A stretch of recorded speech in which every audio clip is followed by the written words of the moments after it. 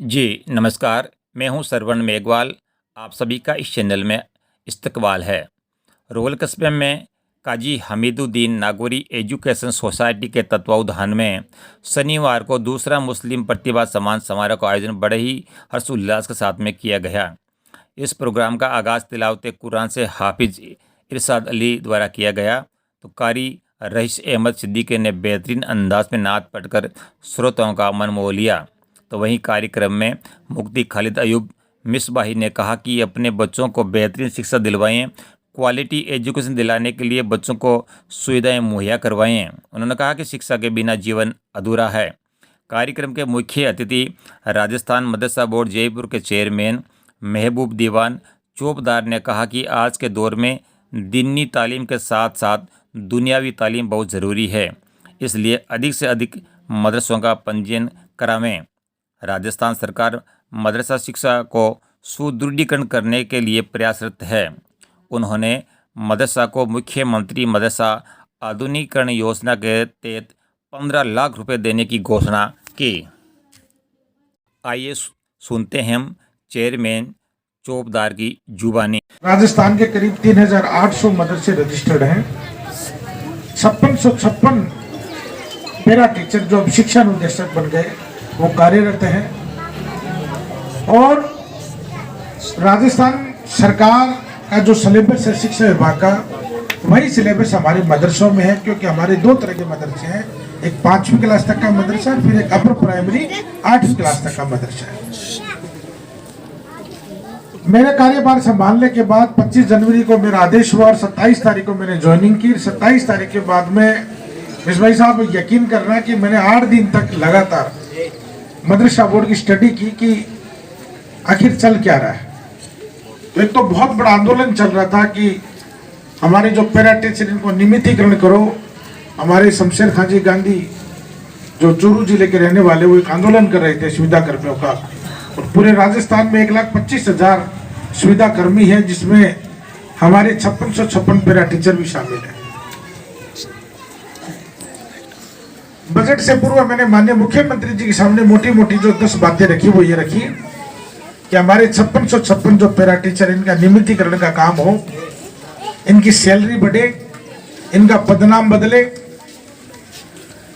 राजस्थान मदरसा board के अंदर बच्चों को स्कूल ड्रेस मिले, मदरसों में डेवलपमेंट का पैसा मिले, कंप्यूटर मिले, स्मार्ट क्लास मिले। आप यकीन करना राजस्थान में ऐसा मुख्यमंत्री कभी नहीं आएगा। जितना विकास मुख्यमंत्री अशोक गहलोत जी ने अब की बार के, इन्होंने हालांकि तीनों कार्यकाल में अच्छा काम किया है, लेकिन अब की बार तो बहुत ज्यादा डेवलपमेंट का काम किया है।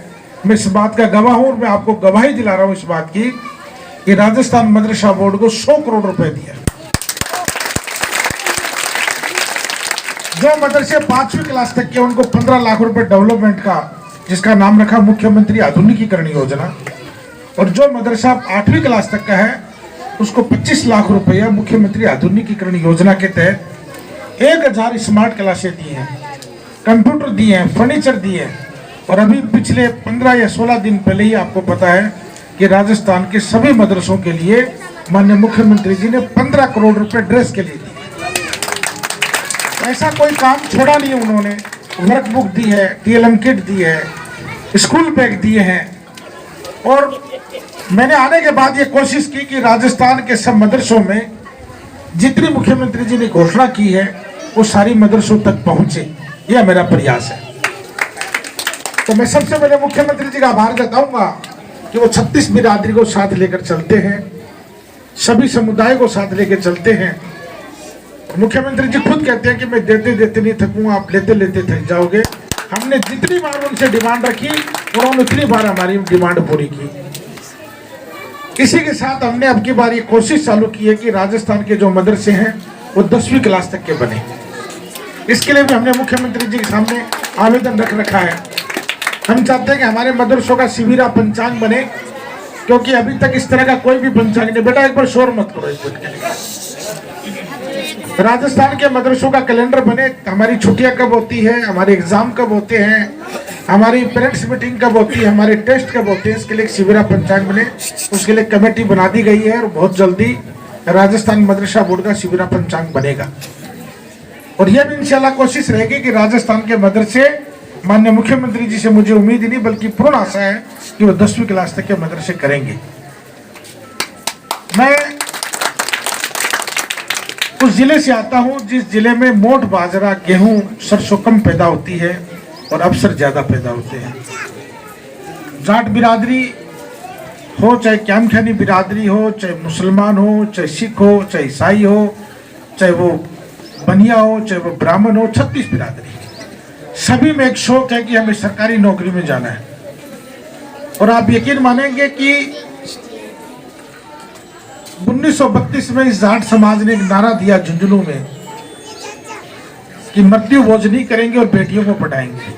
उस वक्त मृत्यु भोज का बड़ा काम था और मुझे तो लगता है आजकल अपने यहाँ भी बहुत जोर शोर से है, लेकिन इस जाट समाज ने 1932 में नारा दे दिया कि मृत्यु भोज नहीं करेंगे और बेटियों को पढ़ाएंगे। यानी लगभग 90-91 साल पहले जिस समाज ने नारा दिया हो वो समाज आज कहाँ चला गया, इस बात को मुझे इस मंच से बताने की जरूरत नहीं है।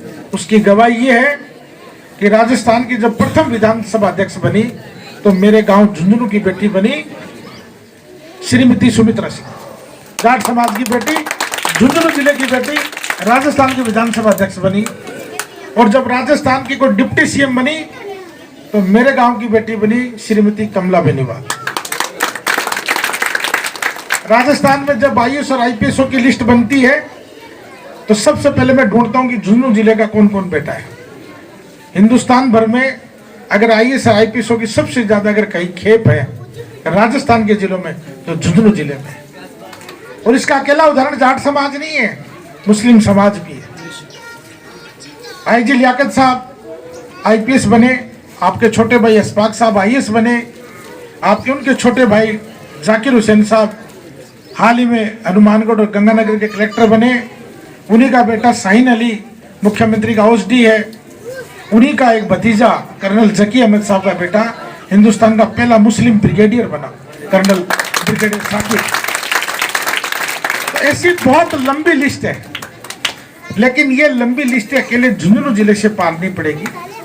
हम सब चाहते हैं कि झुंझुनू जिला जैसा पूरा राजस्थान बने। और हम जिस समाज से आते हैं उस समाज के बारे में, एजुकेशन के बारे में अभी खालिद अयूब साहब बता रहे थे कि जिस समाज की शुरुआत तालीम से है और वो तालीम से इतना दूर क्यों है, इस समझ से पार है। कई बार अजीबो गरीब हमारे बुजुर्ग फतवा दे देते हैं, उन फतवों पर भी हमें विचार होता। भी एक मुफ्ती साहब या कारी साहब आए थे जिनका हमें सम्मान किया था, आलिम बने, वो बीएड और ग्रेजुएट हैं। तो बीएड और ग्रेजुएट होना बहुत बड़ी बात है।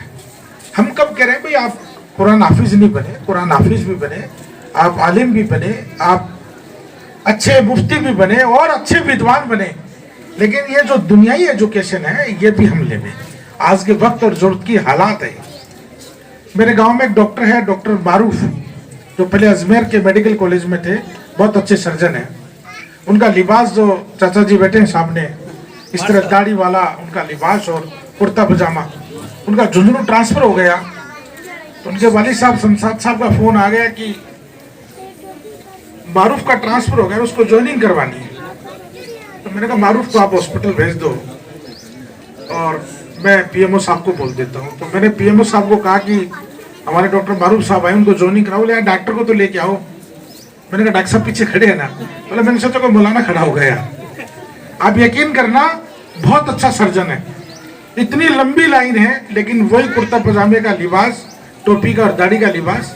तो हमारे लिबास पे मत जाए, हमारी जो क्वालिटी है उस क्वालिटी पे जाए। मैं इस मंच से इतना बोलना चाहूंगा कि इस वक्त अगर हमारे हालात अगर कहीं चेंज हो सकते हैं और इस दुनिया की दौड़ में अगर हम शामिल हो सकते हैं तो सिर्फ और सिर्फ एजुकेशन से हो सकते हैं। इसके अलावा हमारे पास कोई रास्ता नहीं। हम पैसे कमा सकते हैं, बहुत अच्छे बिजनेसमैन बन सकते हैं, बहुत अच्छा कुछ हो सकता है, लेकिन तालीम के बगैर ये सब मामले अधूरे हैं। और ये तालीम कैसे मिलेगी, ये हमें सबको कुर्बानी देनी पड़ेगी। अभी गांव का एक बच्चा एमबीबीएस किया, उसके वाली साहब का हमने सम्मान किया है।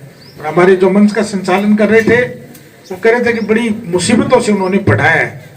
तो मैं तो ऐसे माँ बाप को सलाम करता हूँ कि जिन्होंने अपनी गाड़ी कमाई से, खून पसीने की कमाई से बच्चे को एमबीबीएस कराया, और वो आगे भी कुछ करना चाहे तो मैं तो चाहता हूँ उसको और भी कुछ करवाना। उसको कोई पीजी करना है या और कुछ कोई बड़े स्पेशलिस्ट में जाना है, स्पेशलाइजेशन में, तो उसमें भी वो जाए, कोशिश करें। इस मंच से मैं एक चीज और कहना चाहूंगा कि राजस्थान के जितने भी मदरसे हैं उनमें सब में हम कोशिश करते हैं कि हमारा मकतब भी चले, हमारी जो दीनी तालीम है उसके साथ में दुनियाई तालीम भी चले। बहुत से ऐसे मदारिस हैं जिनके लिए हमें बार बार कहना पड़ता है कि आप अपने मदरसे को रजिस्टर्ड क्यों नहीं करा रहे हो। तो एक ये भ्रांति बनाती है कि साहब रजिस्टर कराने के बाद में सरकार का हो जाएगा। अरे भाई, सरकार क्या करेगी मदरसे का यार? सरकार के पास तो पहले ही बहुत कुछ है। मदरसा आपका है और आपका ही रहेगा, कौन लेके जा रहा है। लेकिन आज के वक्त और हालात जो है उस तरह के हैं कि आप अपने मदरसे को रजिस्टर्ड कराएं।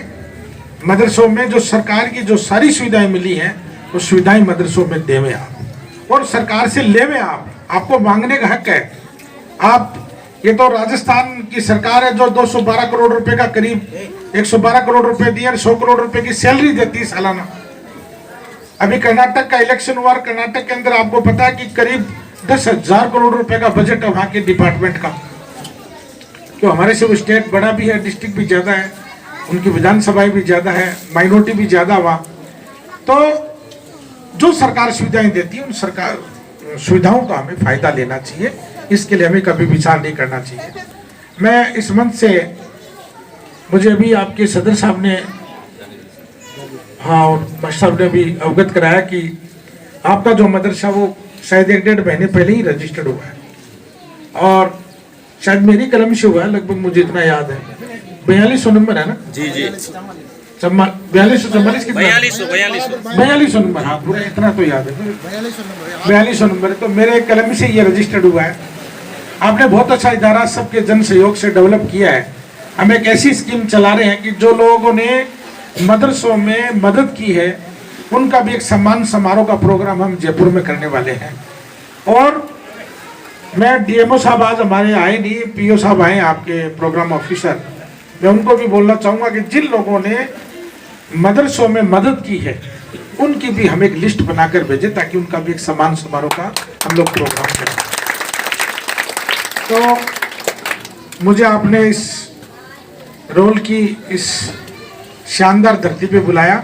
इसी प्रकार कार्यक्रम में रोल ग्राम के राजकीय उच्च माध्यमिक स्कूल के वाइस प्रिंसिपल श्री नरेंद्र डिडेल ने भी संबोधित करते हुए कहा कि महाराणा प्रताप व अकबर के बीच संघर्ष चल रहा था। उस वक्त रोल गांव के काजियों ने महाराणा प्रताप का साथ देकर राष्ट्र प्रेम का भाव का परिचय दिया और उन वीरों को सलाम करते हैं। आज बाढ़ नहीं आई हुई है, वो ये है जब महाराणा प्रताप और अकबर दोनों के बीच में संघर्ष चल रहा था तो रोल का काजी महाराणा प्रताप के पक्ष में रह करके जो देशभक्ति का भाव दिया था उसके लिए मैं तहे दिल से उनको आज भी सलाम करता हूँ, नमन करता हूँ।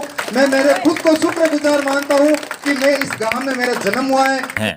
इस अवसर पर बोर्ड परीक्षाओं में उत्कृष्ट प्रदर्शन करने वाले विद्यार्थियों, राज्य स्तर पर खेलकूद में भाग लेने वाले प्रतिभागियों, राज्य सरकार में चयनित होने वाले होनहार तथा विशेष शिक्षा व दीनी तालीम में फारिग होने वाली कुल 53 प्रतिभाओं को मोमेंटो, बैग व प्रशंसा पत्र देकर उनका सम्मान किया गया। वहीं रोल काजी समाज के पहले डॉक्टर शहजाद सिद्दीकी का जोरदार सम्मान व स्वागत किया गया। इसी प्रकार जैल ब्लॉक युवा कांग्रेस कमेटी के अध्यक्ष तौहीद टा का भी सम्मान किया गया। नगमा शेख खाटूबड़ी के 12वीं कक्षा में 95% से अधिक अंक प्राप्त करने पर चांदी का सिक्का व चेयरमैन एमडी चौबदार व साबिर हुसैन साहब द्वारा नगद इनाम देकर छात्रा का सम्मान किया गया। इस अवसर पर मुफ्ती खालिद अयूब मिसबाही, कारी रईस अहमद सिद्दीकी, हाफिज तनवीर साहब, ख्वाजा हुसैन, एडवोकेट पीर मोहम्मद साहब, साबिर हुसैन साहब, हिम्मत अली सिद्दीकी, अनवर अली, कादर खान, मुनीर खान, मुमताज़ खान, रशीद मोहम्मद, लील गर्जी, शौकत अली जी, सोसाइटी सदर जाबिर अली जी, सचिव एडवोकेट इस्लामुद्दीन जी, इंसाफ अली जी, साजिद अली, अजहरुद्दीन, अयूब अली, मुख्तार जी अली, अनवर अली, खुशनूद अली साहब, वाइस प्रिंसिपल नरेंद्र जी डिडेल, जिला कार्यक्रम अधिकारी उस्मान खां, डॉक्टर हामिद जी छिम्पा, मोहम्मद अल्ताफ़ सिद्दीकी, जफ़र अली, मौलाना साजिद अली, असलम अली, ठेकेदार, शिक्षा अनुदेशक संघ के जिलाध्यक्ष हाजी इमरान नागौरी, रोल फरोद मुंडवा सोमना डे बड़ी खाटू कसनौ छावटा कला जोधपुर आदि संस्थानों से लोगों ने इस आयोजन में भाग लिया। मंच का संचालन सदाम हुसैन सिद्दीकी द्वारा किया गया। इस दौरान बड़ी संख्या में ग्रामीण उपस्थित थे।